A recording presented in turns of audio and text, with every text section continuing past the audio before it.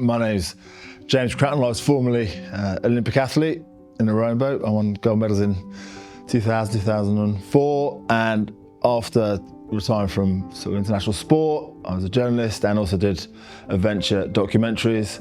And one of these documentaries I was filming in America. I was cycling up Route 66 and I got hit by a fuel truck. Its wing mirror hit the back of my head. I was wearing a helmet, threw me off the side, and the driver stopped and called an ambulance, and the ambulance came, and then I was airlifted to hospital in Phoenix, Arizona, and then into a coma and ICU.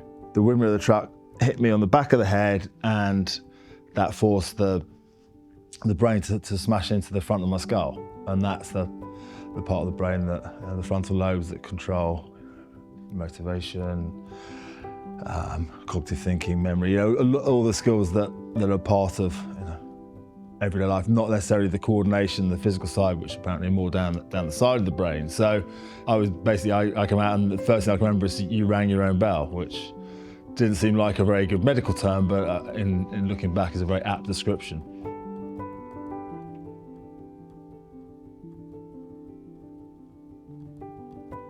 The two biggest impacts are people's perceptions of you and your perception of yourself. Facial recognition was really bad, so I could meet someone one day and then not remember them the next week. And that puts them in a difficult situation. And then it took me a long time to have the confidence to say, we may have met, but I'm really bad with faces. Didn't have epilepsy before, didn't know I had until I had a seizure at home. And then suddenly the faith in your body that I'd always relied on wasn't there. People's perception of what I would be able to do in a work environment or a social environment was changed. I wish I could, I could go back, and there's for me, some of my strengths that I had was the ability to set where I was going to get to and not to listen to other people and think, well, I am going to get there. But the other side of it was that I wasn't open to new ideas, and whether that be going to have an afternoon nap. Age 40, I didn't think an afternoon nap was the best use of my time, whereas actually you need to recover. So you need to listen to people, you need to embrace and have an open mind to different forms of treatment. I was very reticent for therapy. I didn't think anything was wrong, so I didn't embrace that until it was much later. And I wished I had. It was incredibly useful. It's also very expensive. So therefore, how do you pay for it when you're already lost earning? Maybe law firms had contacted wife and family, and because it was in the press that I had an accident, they sort of engaged in the conversation and they spoke about it, and I didn't want to do it. I didn't want to blame anyone. I wanted to sort it out myself. And also part of it, I think I'm all right, I don't need it. People are way worse off than me. And then as you go through, you realize actually the loss of earnings is significant. The frustrations with the legal process were the time it took. We had 2 years, I think it was 2 years, to make the decision to go for legal action. And then it was another 2.5 years before it all concluded. So there's a length of time.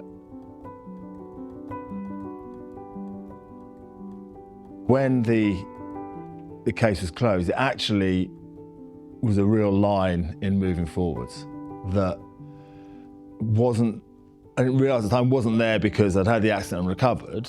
It was still ongoing. And actually once that side of it had been totally put to bed, I felt I could really start to move forward. It was the right thing to do. And the reason I'm glad is because it did change that worry about loss of earnings and the confidence to move forward and underlined it for everyone else. And also it helped with having the ability to make the right decisions with regards to therapy.